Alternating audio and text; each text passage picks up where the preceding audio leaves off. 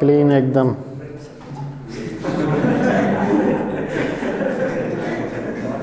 एकदम साफ होनी चाहिए।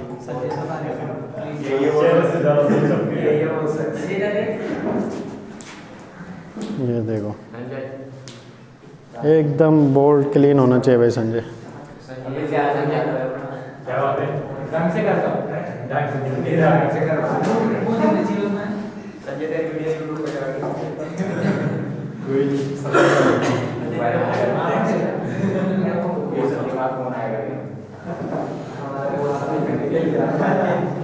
ये संजय हैं और ये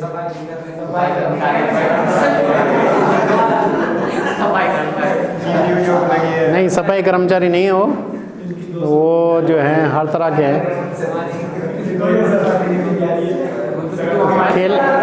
खेलने में भी नंबर 1 है। सर्दी का टाइम चल रहा है लेकिन उन्हें स्वेटर नहीं पहनी, ये तो गजब बात है। क्यों नहीं पहनी? देखो अब हम पढ़ेंगे Arrhenius theory of ionization. Arrhenius की कौन सी थ्योरी थी आयनाइजेशन के बारे में? आखिर आयनाइजेशन किसका होता है? एक इलेक्ट्रोलाइट का होता है। जो अच्छा इलेक्ट्रोलाइट होगा उसका आयनाइजेशन उतना आसान हो जाएगा, उतना आसानी से वो डिसोसिएट हो जाएगा। आयनाइजेशन का मतलब आयनों में कन्वर्ट होना। आयनाइजेशन को हिंदी में क्या बोलते हैं? आयनीकरण। तो अरेनियस ने आयनीकरण के संबंध में एक थ्योरी दी जिसके ये 5 पॉइंट है, 6 पॉइंट है। इनको ध्यान से देखिए और अगर ये पेपर में आते हैं तो आपको एज इट इज़ लिखने हैं। 6 पॉइंट है, 6 पॉइंट आपको लिखने पड़ेंगे। देखो पहला पॉइंट क्या कह रहा है कि व्हेन एन इलेक्ट्रोलाइट, इलेक्ट्रोलाइट कौन हो सकता है? एसिड भी हो सकता है, बेस भी हो सकता है, कोई साल्ट भी हो सकता है ना। तो कोई भी जो इलेक्ट्रोलाइट है जब वो डिज़ोल्व होता है पानी के अंदर, घुलता है जब, तब क्या होता है? इट स्प्लिट्स अप, टूट जाता है ये इनटू चार्ज पार्टिकल में। चार्ज पार्टिकल में ये टूट जाता है ना। और जो स्प्लिटिंग अप की प्रोसेस होती है, यानी टूटने की जो प्रोसेस होती है किसी इलेक्ट्रोलाइट की, उसी को हम क्या कहते हैं? आयनाइजेशन कहते हैं। ठीक है। आयनीकरण क्या है? किसी भी इलेक्ट्रोलाइट को, कोई भी जो इलेक्ट्रोलाइट है उसकी टूटने की जो प्रक्रिया है और टूटने के बाद जो आयनों में वो परिवर्तित होता है, उसी को हम क्या कहते हैं? आयनीकरण कहते हैं। ठीक है। इसमें से दूसरा जो पॉइंट है वो कह रहा है अरेनियस का, जो पॉजिटिव चार्ज पार्टिकल होते हैं भाई, जब आयनाइज होगा तो 2 आयनों में टूटेगा ही, एक पॉजिटिव आयन और एक नेगेटिव आयन। तो अरेनियस कहते हैं कि जो पॉजिटिव चार्ज पार्टिकल हैं उन्हें हम क्या कहते हैं? कैटायन कहते हैं। ठीक है। CATION, ऐसे कैटायन पढ़ते हैं, कैशन नहीं पढ़ते। Got it? उसे हम क्या कहते हैं? कैटायन। कैटायन मतलब पॉजिटिव चार्ज वाला। और जो नेगेटिव चार्ज पार्टिकल होता है उसे हम एनायन कहते हैं। क्या कहते हैं? एनायन कहते हैं।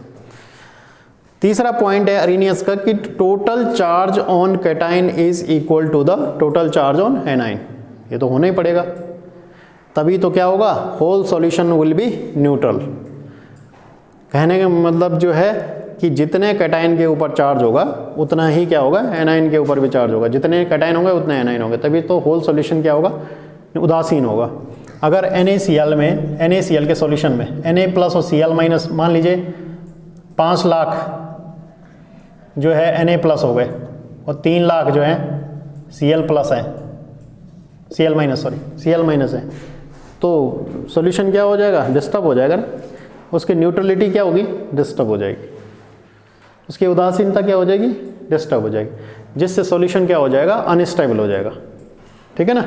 तो जितने एनायन होंगे, अगर 5 लाख Na प्लस होंगे तो 5 लाख क्या होने चाहिए? Cl माइनस आयन होने चाहिए। What it? Total charge on cation क्या होना चाहिए? इक्वल टू होना चाहिए टोटल चार्ज ऑन एनायन पर। जितना एनायन कैटायन पर है उतना एनायन पर होना चाहिए।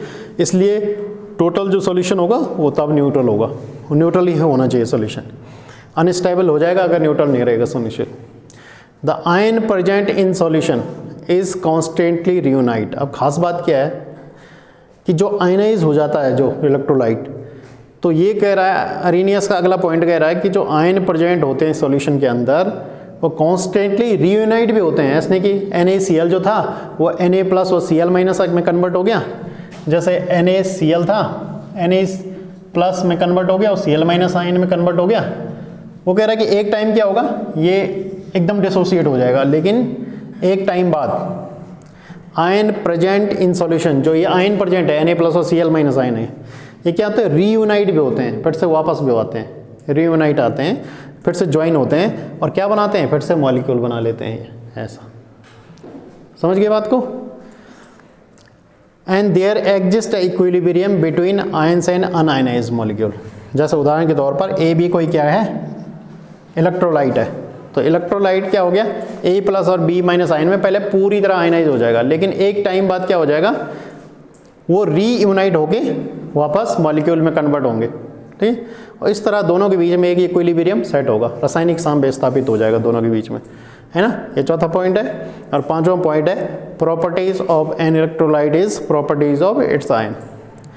किसी भी इलेक्ट्रोलाइट की जो प्रॉपर्टीज है, ये NaCl का जो इलेक्ट्रोलाइट है, NaCl जो इलेक्ट्रोलाइट है, उसकी जो गुण धर्म है वो किसके गुण धर्म के जैसा है, Na और Cl आयन के गुण धर्म, मतलब Na में जो गुण होंगे, Cl- आयन में जो गुण होंगे, उसी कारण तो NaCl में वो गुण आएंगे।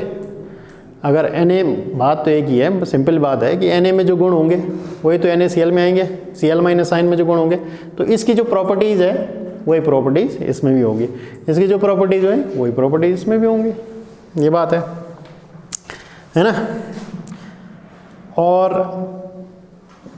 Properties of an electron is properties of its ion. Greater the number of, आगे क्या है, greater the number of ions greater will be the conductance of solution. ये कह रहा है कि जितने ज़्यादा आयन होंगे, कोई इलेक्ट्रोलाइट जितना ज़्यादा डिसोसिएट होगा उतने ज़्यादा उसके आयंस होंगे, यस नो, उतने ज़्यादा उसके आयंस होंगे, और आयन जितने ज़्यादा होंगे उतनी ज़्यादा ही क्या होगी, उसकी कंडक्टेंस होगी। कंडक्टेंस का मतलब चालकता होगी किसी सॉल्यूशन की। अगर कोई आयनाइज नहीं होगा इलेक्ट्रोलाइट तो क्या उसकी चालकता ज़्यादा होगी, कंडक्टेंस ज़्यादा होगी, नहीं होगी। अगर आप शुगर सॉल्यूशन बना दो तो उसमें क्या है, आयनाइजेशन नहीं है, तो आप कितनी भी चीनी मिला दो, कितना भी पानी मिला दो, चीनी का कितना भी बड़ा सॉल्यूशन मिला दो, लेकिन वो आयनों को नहीं ले जा सकते, कंडक्टेंस नहीं होगी। ठीक है। और मॉडरेट कंसंट्रेशन पर, एट मॉडरेट कंसंट्रेशन, अब देखो एक लास्ट पॉइंट है कि जब मॉडरेट कंसंट्रेशन होती है, मॉडरेट मतलब मध्यम, तो तब क्या होता है, only a fraction of total number of electrolyte ionizes. तब क्या होता है, मॉडरेट कंसंट्रेशन पर क्या होता है, only a fraction of the total number of electrolyte, कुछ भाग। मॉडरेट कंसंट्रेशन पर क्या होता है, किसी भी सॉल्यूशन में कुछ भाग ही उसका क्या होता है, स्प्लिट अप होता है, यानी टूटता है और आयनों में कन्वर्ट होता है ना। आगे कह रहा है कि the fraction of the total number of molecules of electrolyte which ionizes on dissolution is called degree of ionization. अब डिग्री ऑफ आयनाइजेशन क्या है, ये भी एक क्वेश्चन पूछा जा सकता है। आयनाइजेशन की डिग्री क्या है, तो आयनाइजेशन की डिग्री है the fraction of the total number of molecules, fraction of the total number of molecules, total number कुल मॉलिक्यूलों, कुल अणुओं में से जितना भाग क्या होता है, उसका क्या होता है, टूटता है, आयनों में टूटता है किसी इलेक्ट्रोलाइट का, और आयनों में कन्वर्ट होके, कब होता है आयनों में कन्वर्ट, जब उसका विघटन होता है, डिसोल्यूशन होता है, उसी को हम क्या कहते हैं, डिग्री ऑफ आयनाइजेशन कहते हैं। डिग्री ऑफ आयनाइजेशन क्या है, कुल टोटल नंबर ऑफ मॉलिक्यूल्स में जितने नंबर क्या होते हैं, टूटते हैं, फ्रैक्शन, फ्रैक्शन मतलब भाग, जितना फ्रैक्शन क्या होता है आयनों में टूटता है, उसी को हम क्या बोलते हैं, आयन, डिग्री ऑफ आयनाइजेशन बोलते हैं। विघटन के दौरान जितने नंबर ऑफ आयंस टूटेंगे, जितने भाग टूटेंगे, थोड़ा भाग टूटेगा तो जैसे 10 भाग टूटेंगे तो डिग्री ऑफ आयनाइजेशन क्या हो गया, 10 हो गया। 20 भाग टूटेंगे तो डिग्री ऑफ आयनाइजेशन क्या हो गया, 20 हो गया। तो डिग्री ऑफ आयनाइजेशन है जितने फ्रैक्शन जो है, जितने भाग जो हैं किसी मॉलिक्यूल से आयनों में टूटते हैं, बस इसी बात है। तो ये अरेनियस की थ्योरी है, ये 5-6 पॉइंट आपको ध्यान रखने हैं, टफ पॉइंट तो है नहीं है कुछ। हमारा अगला पॉइंट है factors influencing the degree of ionization. Degree of ionization को कौन कौन से कारक प्रभावित करते हैं, इन्फ्लुएंस मतलब प्रभावित करते हैं। तो आयनाइजेशन को कौन कौन से फैक्टर प्रभावित करेंगे, इसमें से सबसे पहले फैक्टर है डाइल्यूशन। ध्यान दीजिएगा भाई, डाइल्यूशन। किसी भी इलेक्ट्रोलाइट का आप जितना ज़्यादा डाइल्यूशन करेंगे, ध्यान दीजिएगा, मोर डाइल्यूशन मीन्स मोर आयनाइजेशन।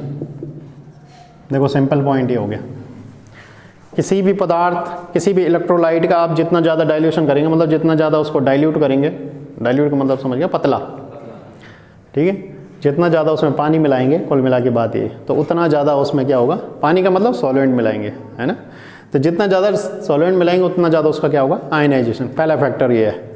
दूसरा फैक्टर है हमारे पास temperature.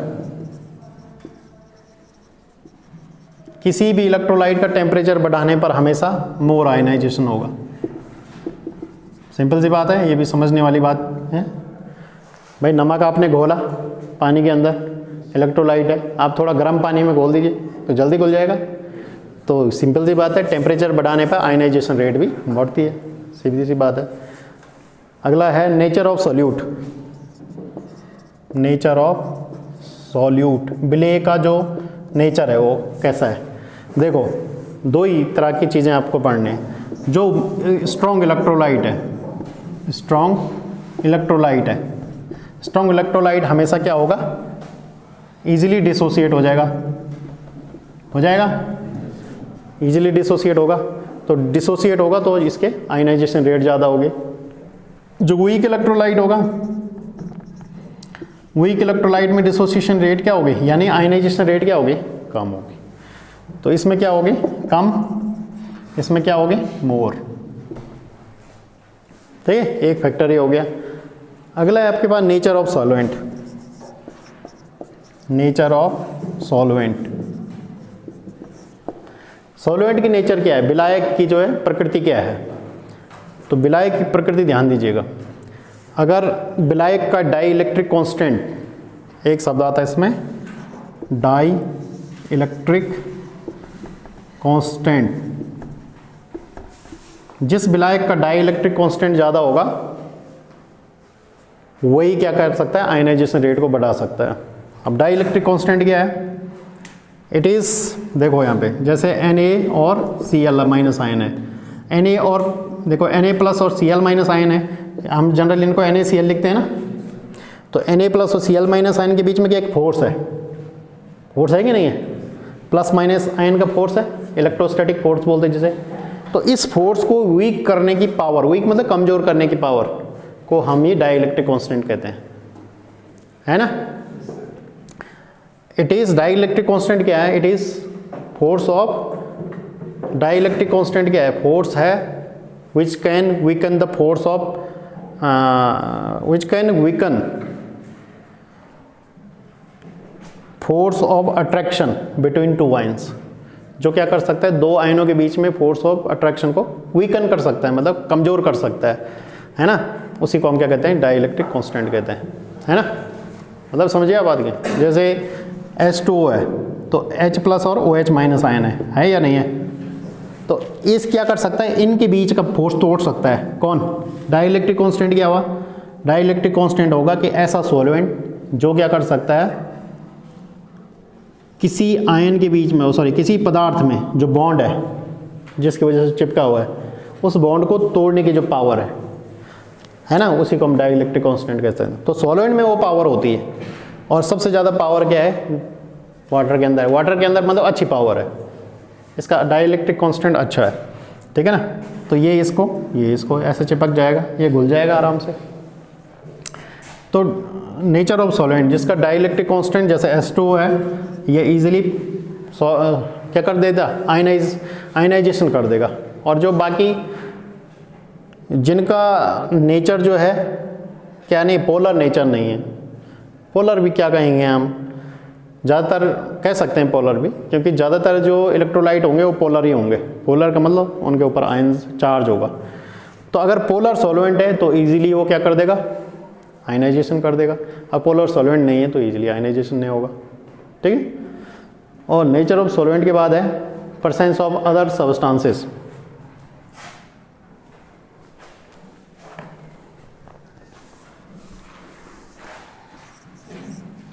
Presence of other substances भाई, अन्य पदार्थों का पाया जाना इन सॉल्यूशन। तो कुछ पदार्थ ऐसे होते हैं जो आयनाइजेशन रेट को घटा देते हैं, जैसे उदाहरण के तौर पर अमोनियम हाइड्रोक्साइड का आयनाइजेशन करना है तो अमोनियम हाइड्रोक्साइड अभी बताया था मैंने कुछ दिन पहले आपको, ये अमोनियम हाइड्रोक्साइड किस में कन्वर्ट होगा, NH4+ और Cl- आयन में, बफर सॉल्यूशन के अंदर बताया था मैंने आपको ये।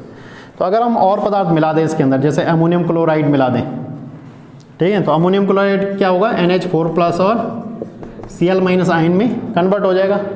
तो चूँकि ये बहुत ही अच्छा इलेक्ट्रोलाइट है अमोनियम क्लोराइड और ये वीक इलेक्ट्रोलाइट है, तो ये क्या कर देता है, कॉमन आयन इफेक्ट होने की वजह से ये क्या कर देता है, इसके आयनाइजेशन रेट को कम कर देता है। वो बताया था मैंने आपको यहाँ पे, इसके आयनाइजेशन रेट को कम कर देता है, क्योंकि ये ज़्यादा आयनाइज होता है, ये इसको पीछे धकेल देता है ना। तो अदर सब्सटेंसेस पाए जाने की वजह से भी कभी कभी क्या होता है, डिग्री ऑफ आयनाइजेशन घट जाती है।